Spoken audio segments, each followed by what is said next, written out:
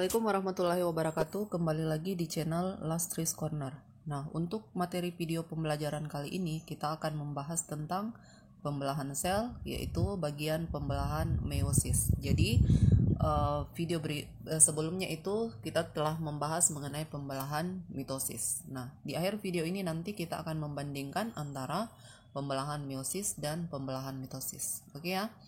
Jangan lupa di like, subscribe, dan di share. Nah, pembelahan meiosis. Pembelahan meiosis ini merupakan pembelahan yang terjadi pada sel kelamin atau sel gamet. Salah satu tujuannya itu adalah untuk menghasilkan gamet melalui gametogenesis. Jadi di sini yang disebut dengan gamet itu ada dua, gamet jantan dan gamet betina. Jadi gamet jantan itu menghasilkan sperma pada manusia ya, dan gamet betina itu menghasilkan sel telur. Nah, pembelahan meiosis ini adalah pembelahan sel yang menghasilkan sel anak dengan jumlah kromosom itu separuh dari kromosom induk. Nah, di sini terjadi reduksi atau pengurangan jumlah kromosom. Jadi reduksi itu adalah pengurangan. Pembelahan meiosis ini biasa juga disebut dengan pembelahan reduksi. Nah, di sini contohnya ya, misalnya dia kromosom induknya 4, sisanya hasilnya nanti tinggal 2. Jadi dari 4 kromosom di akhir itu anakannya akan menghasilkan 2 kromosom. Jadi dia mengurangi jumlah kromosom sel tadi menjadi setengah dari jumlah kromosom sel induk. Itu untuk meiosis ya. Kalau mitosis kemarin itu jumlah kromosomnya tetap dari 4 tetap 4. Nah, tujuannya di sini mengurangi jumlah kromosom sel induk dari diploid 2N menjadi haploid atau N. Jadi contohnya kenapa mesti dikurangi jumlah kromosomnya? Misalnya ya, saya berikan contoh. Misalnya sel sperma. Nah, misalnya ini sel sperma. Dia sifatnya haploid N. Ya, karena dia mengalami pembelahan meiosis. Kemudian dia akan membuahi sel telur ovum. Ovum ini sel telur, dia juga sifatnya haploid N. N tambah N ketemu, ini nanti akan menghasilkan 2N. 2N ini adalah kromosom induk. Jadi agar kromosomnya sama dari generasi ke generasi, maka di pembelahan meiosis, yaitu di pembentukan sel kelamin, maka jumlah kromosom ini harus dikurangi agar hasilnya nanti tetap 2N ya. Nah, itu tujuannya kenapa mesti harus setengah dari kromosom induk. Misalnya saya kasih contoh lagi, kalau misalnya tidak dikurangi, misalnya di sini 2N, tetap 2N. Spermanya 2N, kemudian ditambah dengan ovum, ketemu dengan ovum yang sifatnya 2N, ini nanti akan menghasilkan kromosom 4N. 4N ini sudah tetraploid. Tetraploid itu otomatis berbeda dengan kromosom induk yang diploid ya. Jadi salah satu cara untuk menyamakan jumlah kromosom dari generasi ke generasi itu adalah di pembelahan meiosis, di pembentukan sel kelamin itu jumlahnya harus dikurangi ya. Nah, itu ya, jadi kenapa harus berkurang.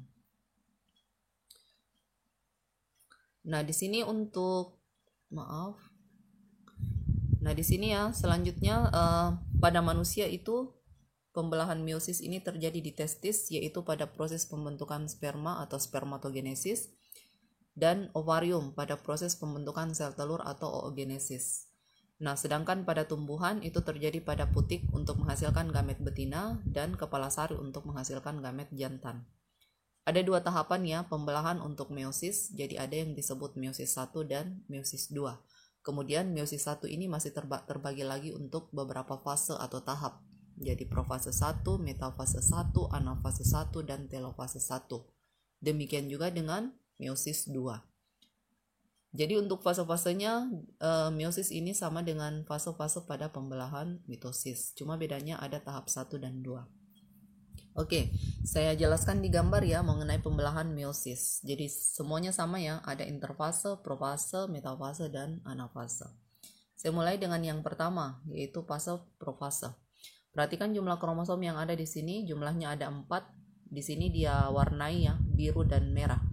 Ini katanya untuk menandakan ada dari pihak ayah dan ada dari pihak ibu. Jadi 2 dari ayah dan 2 dari ibu. Kemudian ciri khas dari pembelahan profase, ini yang warna ungu garis terputus-putus ya. Ini membran inti mulai menghilang. Jadi ini ya, Itu ditandai di sini dengan garis terputus-putus. Artinya apa? Di sini membran intinya sudah mulai menghilang. Kemudian sentriol yang tadinya satu membelah menjadi dua. Kemudian sentriol ini bergerak ke arah kutub yang berlawanan, jadi satu ke sini, satu ke sana. Nah, kemudian sentriol yang membelah ini mengeluarkan benang spindle. Ini ya, ini benang spindle. Benang spindle ini merupakan benang yang fungsinya untuk memegang kromosom tepat pada sentrosomnya. Sentrosom yang bagian tengah ya. Nah, di sini. Bukan sentrosom ya. Lupa namanya ya. Jadi di sini dia akan memegang kromosom tepat di bagian tengah. Nah, kemudian di sini selanjutnya pembelahan metafase. Jadi ciri khasnya semua sama ya. Metafase itu di sini kromosom berjejer di tengah di bidang pembelahan. Cuma bedanya itu kemarin dengan pembelahan mitosis beda posisi saja, jumlahnya juga 4. Kalau dia di mitosis itu dia berjejer di sini 4. Nah, kalau di meiosis 1, profase metafase 1, kromosom yang jumlahnya 4 ini bersusun dua-dua. Jadi dua-dua seperti ini. Dua baris masing-masing lengannya ada 4. Jadi dia rapi di sini di tengah di bidang pembelahan. Kemudian di fase anafase, kromosom homolog tadi yang ada di tengah ini semuanya ditarik ke arah kutub yang berlawanan. Jadi 2 ke arah sana, 2 ke arah sini. Nah, itu pembelahan anafase. Anafase 1 ya. Jadi kromosom di sini lengannya masih masing-masing 4. Tapi dia ditarik dua-dua. Jadi 2 ke arah sana dan 2 ke arah sini. Oke, kemudian tahap telofase. Ini penjelasannya ya, bisa dibaca di sini. Penjelasan untuk tahap meiosis 1. Jadi ada beberapa tahapan lagi di profase 1. Kemudian metafase 1, anafase 1, telofase 1.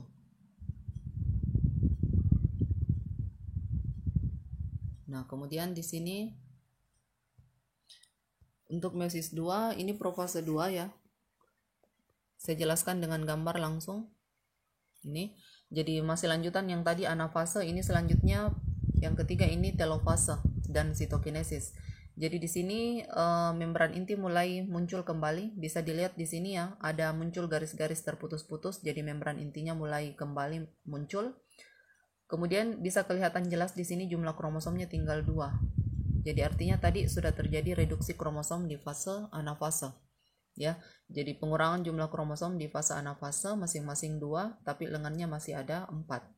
Kemudian terjadi sitokinesis. Jadi ini ciri khas dari dari telofase ya. Terjadi sitokinesis, pembagian sitoplasma lama kelamaan lekukan ini semakin dalam dan akhirnya dia menghasilkan sel yang baru. Jadi di sini dihasilkan 2 sel baru. Nah, ini adalah sel yang dihasilkan di meiosis 1. Nah, selanjutnya bisa diperhatikan ya, jumlah kromosomnya di sini tinggal 2, masing-masing 2. Tadi jumlahnya ada 4. Nah, sekarang saya jelaskan untuk meiosis 2. Nah, di meiosis 2, masing-masing sel hasil meiosis 1 ini, yang 2 ini, yang ini, dan yang ini memasuki pembelahan tahap kedua, yaitu profase 2. Profase 2 posisinya sama ya, ciri khasnya sama, membran intinya mulai menghilang, sentriol terbelah menjadi 2, kemudian bergerak ke arah kutub yang berlawanan. Nah, kemudian di fase metafase ini tetap sama, jadi dia berjejer rapi di bidang ekuator atau di bidang pembelahan. Perbedaannya di sini jumlah kromosomnya tinggal 2 di metafase 2. Kalau di metafase 1 tadi jumlah kromosomnya ada 4 berbaris 2. Nah, di sini tinggal 2 berjejer dengan lengan 4. Nah, kemudian pembelahan untuk anafase 2, kromosom yang tadi lengannya 4, sister chromatid, itu ditarik berpisah masing-masing 2, jadi 2 ke arah sana, 2 ke arah sini. Ya, jadi dia ditarik terpisah, kemudian menuju ke arah kutub yang berlawanan. Itu ciri khas dari pembelahan anafase 2.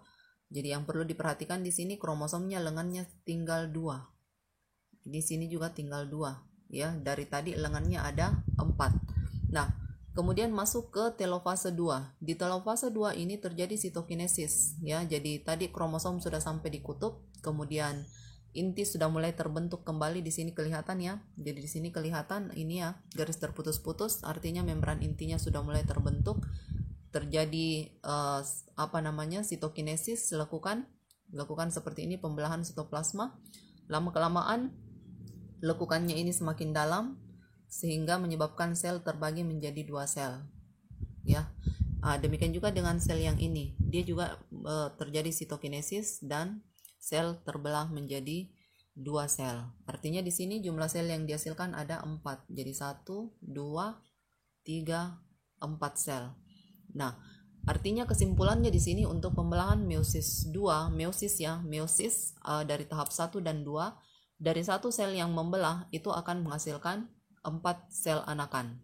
Jadi ini 1, 2, kemudian 3 dan 4. Jadi satu sel menghasilkan 4 sel anak dengan jumlah kromosom separuh dari induk.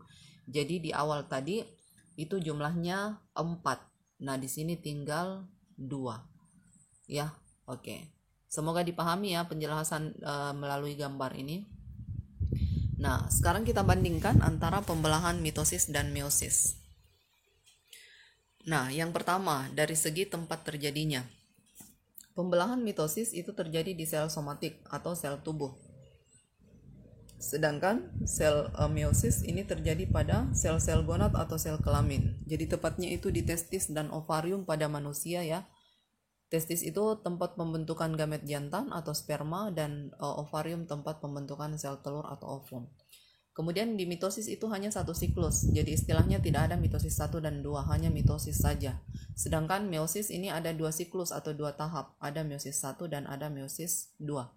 Kemudian tidak terjadi pindah silang, ya. Kemudian di meiosis ini terjadi pindah silang pada profase 1, jadi perlu digarisbawahi ya. Hanya di profase 1 terjadi pindah silang, profase 2 tidak. Nah, pindah silang itu apa? Pindah silang itu melilitnya lengan-lengan kromosom sehingga menyebabkan gen-gen yang ada di bagian lengan-lengan yang saling berlilitan itu terjadi pertukaran atau terjadi perpindahan, sehingga gen-gen ini saling berpindah tempat, makanya disebut dengan pindah silang. Jadi kelihatan tadi di kromosom itu ada yang warnanya biru sepotong, ada yang merah sepotong. Kenapa? Karena terjadi proses pindah silang tadi. Nah, kemudian satu sel induk diploid itu menghasilkan sel anak diploid, 2 sel anak diploid pada mitosis. Jadi satu sel yang membelah menghasilkan 2 sel anak. Sedangkan kromosomnya dari diploid 2N tetap 2N. Jadi artinya apa? Tidak ada perubahan kromosom pada mitosis. Kalau di awal dia membelah jumlah kromosomnya 4, maka hasil akhirnya juga 4 kromosom. Kemudian dari satu sel dia akan menghasilkan sel anak sebanyak 2. Untuk mitosis, dari satu sel yang membelah itu akan menghasilkan 4 sel. Ya, jadi ada 4 sel anak yang dihasilkan. Kemudian kromosomnya dari diploid 2N menjadi haploid. Jadi dari 4, misalnya jumlah induknya 4, nanti anaknya tinggal 2. Ya, jadi dia terjadi reduksi kromosom atau pengurangan jumlah kromosom setengah dari kromosom induk. Jadi kalau nanti misalnya induknya jumlahnya 64, maka nanti anaknya pasti tinggal 32. Ya, sel anaknya tinggal 32. Jadi makanya untuk pembelahan meiosis ini biasa kita sebut juga dengan pembelahan reduksi atau pengurangan jumlah kromosom. Nah, tujuannya di sini untuk mitosis adalah untuk pertumbuhan dan regenerasi sel. Sedangkan untuk meiosis tujuannya adalah untuk mengurangi jumlah kromosom pada pembentukan sel kelamin agar nantinya itu dari generasi ke generasi jumlah kromosomnya akan selalu tetap. Jadi tadi sudah disinggung ya. Jadi spermanya harus N, ovum harus N, sehingga nanti anaknya yang terbentuk adalah 2N. Jadi haploid ini sama dengan induk. Tapi kalau misalnya tidak dikurangi ya, tidak dikurangi misalnya tetap 2N, sperma 2N tambah ovum 2N, ini nanti anaknya hasilnya akan 4N. 4N ini sudah tidak sesuai dengan induk. Nah, makanya tujuannya adalah harus dikurangi agar dari generasi ke generasi jumlah kromosom itu selalu tetap. Oke, semoga dipahami. Sekian dan terima kasih. Silahkan bertanya jika ada yang kurang jelas melalui kolom komentar. Semoga bermanfaat. Sekian, assalamualaikum warahmatullahi wabarakatuh.